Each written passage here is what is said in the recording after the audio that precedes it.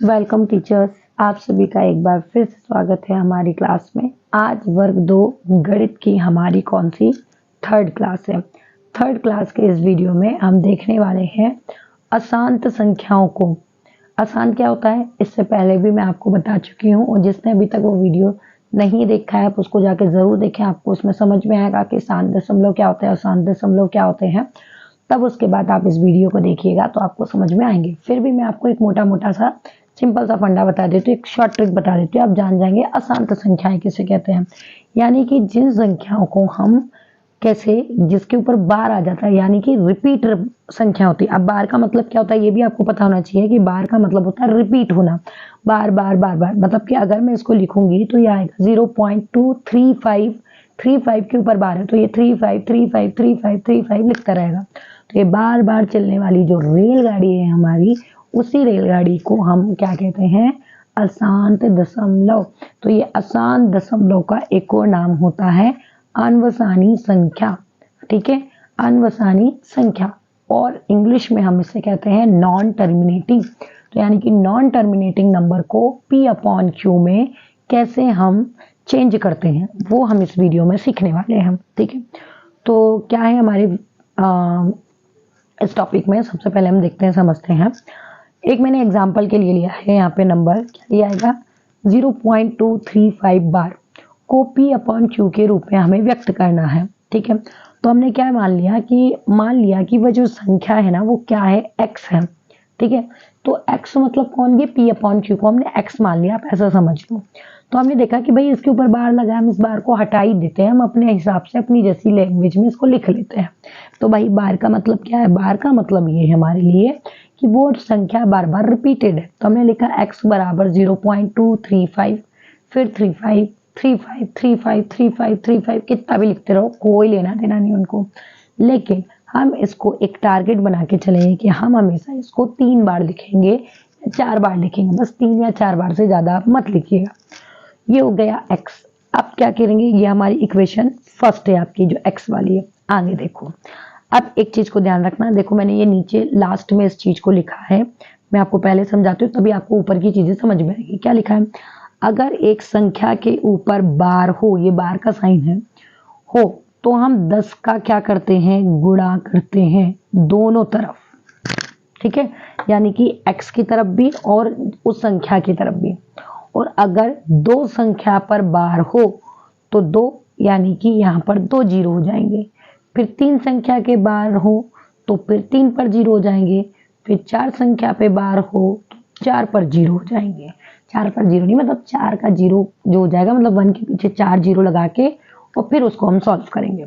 तो हम आ जाते हैं फिर से रिवर्स इधर, याद रखना है ना, फिर से एक बार रिपीट करती हूँ। एक नंबर के ऊपर बार 10, 2 नंबर के ऊपर बार 100, 3 नंबर के ऊपर बार है 1000, 4 नंबर के ऊपर बार है 10,000। ठीक है, तो ऐसे ध्यान रखना, जितने नंबर के ऊपर बार बढ़ता जाएगा उतने जीरोस हमारे बढ़ते जाएंगे। ठीक है, दैट्स फाइनल। आगे बढ़ते हैं हम, चलो आगे हम देखते हैं कि ये हमने समीकरण 1 मान ली थी, और यहाँ पर देखो 2 नंबर के ऊपर बार है, और 2 नंबर के ऊपर बार होता है तो कितने पे मल्टीप्लाई करते हैं हम, 100 पे करते हैं। 100 का मतलब दोनों पक्षों में 100 का गुणा करने पर, x में 100 का गुणा किया हमने तो 100x हो गया। फिर यहाँ पे 100 का गुणा हम इसमें भी करेंगे तो ये भी हमने लिख दिया। अब देखो गुणा करने का इसका रूल क्या होता है, ये कितने जीरो हैं, 2 जीरो है, तो ये जो डेसिमल भैया है ना, ये 2 जीरो के इधर शिफ्ट हो जाएंगे। अगर यहाँ पर 3 जीरो होते तो ये 3 नंबर के बाद शिफ्ट हो जाते। अगर यहाँ पे 4 जीरो होते तो ये 4 नंबर के बाद शिफ्ट हो जाते। मतलब कि ये जितने जीरो होते उतने नंबर के बाद शिफ्ट हो जाते। पर अभी तो हमारे पास 2 ही जीरो हैं, तो 2 जीरो यानी कि 2 नंबर शिफ्ट कर देंगे हम। ये यहाँ से शिफ्ट होके यहाँ पहुंचा। फिर अब देखो 23 आगे, अब दशमलव, फिर वही 53535353 चलता जाएगा। पर मैंने कहा है ना 3 बार बहुत है हमारे लिए, इसको मानेंगे हम समीकरण 2। समीकरण 1 और 2 बनाने के बाद हमेशा 2 में से 1 को घटाने पर देखेंगे, हम समीकरण 2 में से 1 को घटाने पर घटाया। अब हमने 100 में से x घटाया तो ये 99x बचा। ठीक है, अब यहाँ पर हम देखते हैं 23 दशमलव यहाँ पर 53 जो डिजिट थी हमारी इक्वेशन फर्स्ट में उसको हम लिख देंगे, ठीक है, ये रही हमारी, उसको लिख दिया। और ये देखो सेकंड वाली, तो पहले सेकंड वाली फिर फर्स्ट वाली, अब माइनस करते हैं। 0 देखो यहाँ पे आएगा 0 0 0 0 0, यहाँ पर केवल 5 में से 2 गया, 3 बचा, दशमलव और ये 23 बचा। 100 में से 1 गया, 99 बचा, और गुणित का 99 यहाँ भागित में आ जाएगा, ये रहा। दशमलव हटा दो, दशमलव के बाद एक डिजिट है, एक 0 बढ़ा दो, तो हमारा ये हो गया 233/990, ठीक है। तो ये ध्यान रखिएगा बहुत ही अच्छे से। और देखिए अभी लग रहा होगा इतना लंबा क्वेश्चन, कोई लंबा क्वेश्चन नहीं है। प्रैक्टिस करोगे, कुछ सेकंड का है ये क्वेश्चन, कुछ सेकंड का, ठीक है। ये तो हम बेसिक चीजें में जो है वो आपको बता रहे हैं, शॉर्ट ट्रिक पे लेने जा रहे हो।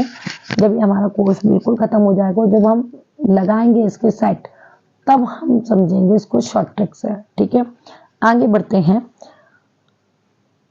पाई का सर्वप्रथम दशमलव प्रसार, ठीक है। पाई का जो दशमलव प्रसार किया गया था वो आर्किमिडीज ने किया था। किसने किया था? आर्किमिडीज ने किया था, जो कि एक यूनान के गणितज्ञ थे। और इन्होंने इस पाई की जो वैल्यू वो लगभग इससे और इसके बीच में बताई है।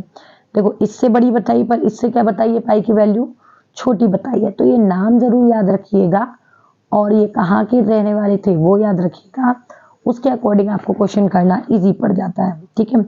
इसके बाद हम दशमलव प्रसार के बारे में और जो भी है काफियां और आगे के जो डिटेल्स हैं हमारे क्वेश्चनों के, उनके बारे में हम समझेंगे, ठीक है। और मिलते हैं हम नेक्स्ट वीडियो के लिए। तब तक bye bye, best of luck.